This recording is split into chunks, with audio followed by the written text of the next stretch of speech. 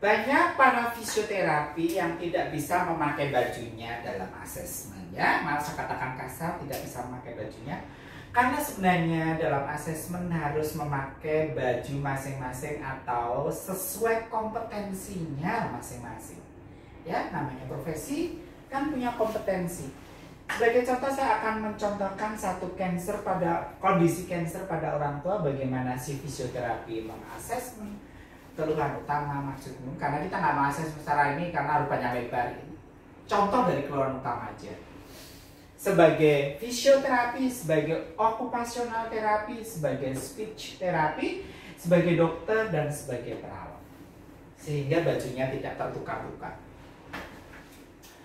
Maka saya akan menanyakan keluhan pada pasien karena fisioterapi itu bercerita dari sel, jaringan, organ, sistem organ dihubungkan dengan gerak sebagai daur kehidupan. Maka pertanyaannya, Pak, mohon maaf, yang dirasakan sakit apa, Pak?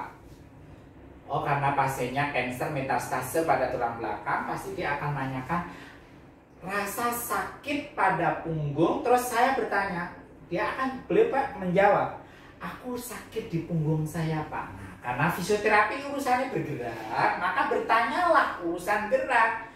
Pak, untuk bergerak yang melibatkan aktivitas punggung sakit nggak, Pak? Contohnya misalnya Bapak kalau muslim ruku, sakit apa enggak? Oh, Bapak berdiri dari berdiri ke tempat tidur ada rasa sakit enggak? Ini gerak. Fisioterapi bertanyanya kayak begitu. Karena urusannya gerak sebagai daur kehidupan. Ya. Oh iya sakit, Pak. Pakai baju. Nah, ini kan urusan pakai baju ini bisa aspek keperawatan dan OT. Maka saya akan ke OT dulu. Bedanya apa? Tadi visio gitu. Terus kalau OT pertanyaannya akan menjadi lebih lengkap. Bapak yang dirasakan sakit apa? Punggung saya, Mbak. Terus Bapak dulu pekerjaannya apa? Saya seorang dosen. Karena OT ini harus membalikan lagi sebagai dosen ini. Pak, kalau sekarang misalnya Bapak mengajar, Bapak berdiri lama di depan papan tulis atau di depan mahasiswa, kira-kira masih mampu nggak, Pak? Aduh Mbak, boro-boro, sekarang berdiri ya hanya mampu di 10-15 menit. Kalau Bapak duduk di kursi roda masih bisa bertahan berapa lama, Pak? Ini saya sebagai OT, mengingatkan kembali okupasional bekerja. Saya sebagai speech. Pak, yang dirasakan sakit apa, Pak? Punggung, Mbak. Pak, kalau Bapak aktivitas yang melibatkan untuk bicara, lantang, berteriak, apakah ada terasa sakit, Pak? Adakah rasa tidak nyaman pada organ atau bagian mulut ini ketika Bapak berteriak? Oh, enggak. Adakah kesulitan untuk menelan, Pak, ketika makan minum? Oh, enggak.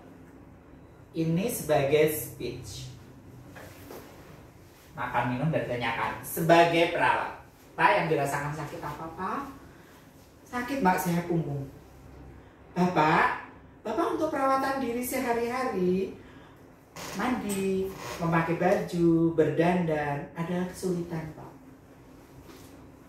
Keperawatan loh ya ini ya urusannya, aktivitas diri, self system, ya, bagaimana berpenampilan, bagaimana activity of daily living, mengurus dirinya sendiri sebagai perawat. Sebagai dokter nih, gue, Pak, yang dirasakan sakit apa? Punggung. Bapak, selama ini Bapak minum obat apa? Dari dokter dikasih obat apa, Pak? Oh, saya dikasih Durgesik, Pak, dengan pengawasan perawat sama dokter. Karena kebetulan anak saya perawat sama dokter.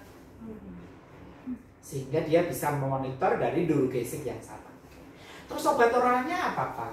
Ya, saya dikasih peredam nyeri. Dia berceritanya adalah medikamentosa. Ya, udah jelas. Ini lebih bingung lagi kamu kalau tak tambahin farmasis nih. Kamu jadi orang farmasis.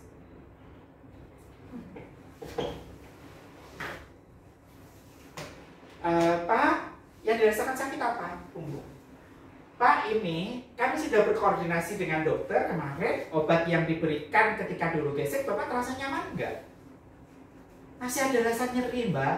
Oh yaudah, kalau gitu saya konfirmasikan sama dokter nanti untuk perlukah ditambah dosisnya. Farmasis, Bu. Dia harus pinter berkoordinasi dengan dokter. Dosisnya berapa? Ini. Bukan ini doang. Ya, demikian cara memakai baju dalam asesmen.